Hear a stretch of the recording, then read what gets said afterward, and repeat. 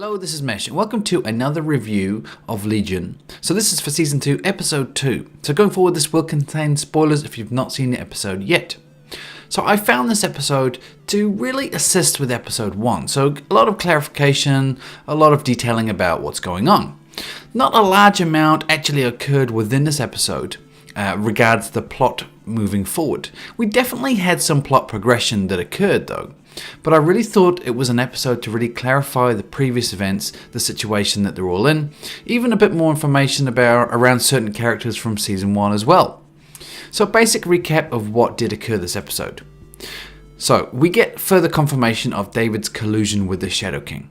Even though he is working with him, we did hear the point that he stressed that nobody gets hurt. And we see that David leads the Division 3 and some of his comrades there to the desert as a diversion. I don't know if he wanted to admit that he knew about it, but obviously he knew what was going on. So the Shadow King, Oliver, at that point they investigate or they attack the base. And when David returns, he's obviously upset by that, to the point where he wants to travel in time to ask Sid, why is he doing this? Why should he be helping the Shadow King?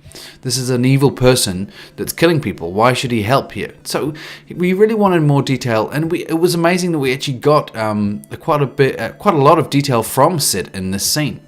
So David does manage to travel forward in time. So we see Sid in a lot more detail. We see that obviously that aging process has happened. I'd say at least maybe 10, 20 years has occurred. But also she is missing an arm as well, so she's obviously been through the wars there. So she details out what's going on. So David, in her timeline, has killed the Shadow King. And I guess the reference is that he kills the Shadow King a week from his current timeline, if that makes sense. But something else arrives. Something else kills out almost all the human race. And that's the thing. At this point, she's suggesting that that David and the Shadow King can possibly work together to defeat this entity, this evil. So that's the logic here. Overcoming a greater evil with working with a lesser evil. So it was really cool to get all that detail out. So we really know what's happening, unless this is a trick of some type.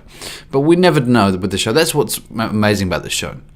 I also did like a few other scenes. I liked the first meeting of David and Farouk. The Shadow King has been integrated with David since he was a child, but he's never seen his true body, his true face. It almost seemed like a reunion, but obviously a fight at the same time. It was a really cool scene. I really did like that one. Okay, so moving on as well, I really did like that David actually explained the scenario. And back in his timeline, when he went back, he explained the scenario to Sid. Because sometimes those scenarios, those situations of secrets like that can really drag on and affect, if it drags on for half a season, it can be really quite frustrating.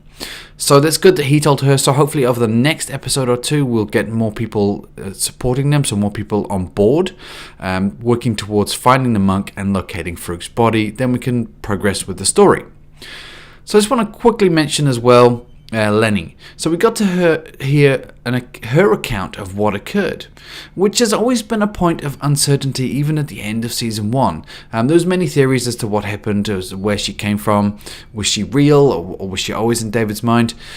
And it was cool that she, according to her, that she really did die in that institution.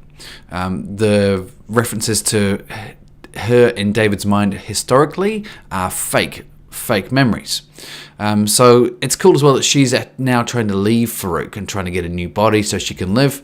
Really exciting to see what happens if she is released. But also on the other side, should she be released is another question, because she is possibly another villain that can occur now. We don't know what her motives are anymore. She may have been, infected by Farouk, you could say. But yeah, really cool that we got that detail about her. I really like that character. I want to see where that goes. Another point here as well, I did think it was an interesting twist for Carrie, that now they've swapped around. So the thing is as well, is that we see that actually is quite a serious situation, because it almost seems to be forcing Carrie through an aging process. Because when the other Carrie comes out of her, her hair it seems to be partially grey now, and I guess it's a big concern, and obviously the concern on their faces as well, as this has never happened before. this looks like a serious scenario. So it'll be interesting to see where that goes, and I guess it just adds more urgency to the whole timeline of finding Farouk and getting all this sorted, because then he can undo what he's done to her and him. Anyway, it was a really good episode. It was quite slow, but I really did appreciate the detailing out of more of what is occurring. Now we can really progress with the story. Always impressed with the cinematography, the unknown scenes, the crazy dream scenes, the unknown reality. Even, for example, that scene with when David goes forward in time and it was skipping and the sound was slightly distorted. It was a really cool scene. It was really eerie and uncomfortable. Just things like that throughout the show really make it impressive. I don't think we have too much to theorize on at the moment. We have a few things. I guess I'll throw these questions out there. I just want to get your opinion on them. I have a few ideas, but nothing concrete as yet.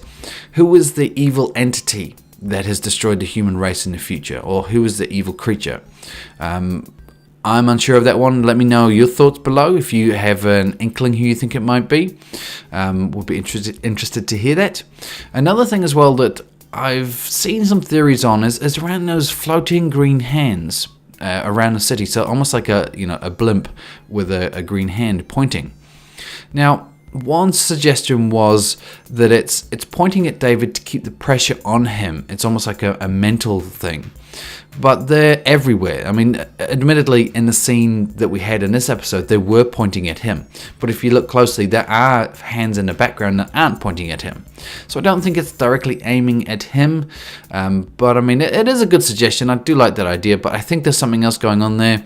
Initially, when I saw it, I thought it was more of a suggestion of this is an area which is infected, because we didn't know too much about what was going on with the kind of infected people with the chattering teeth.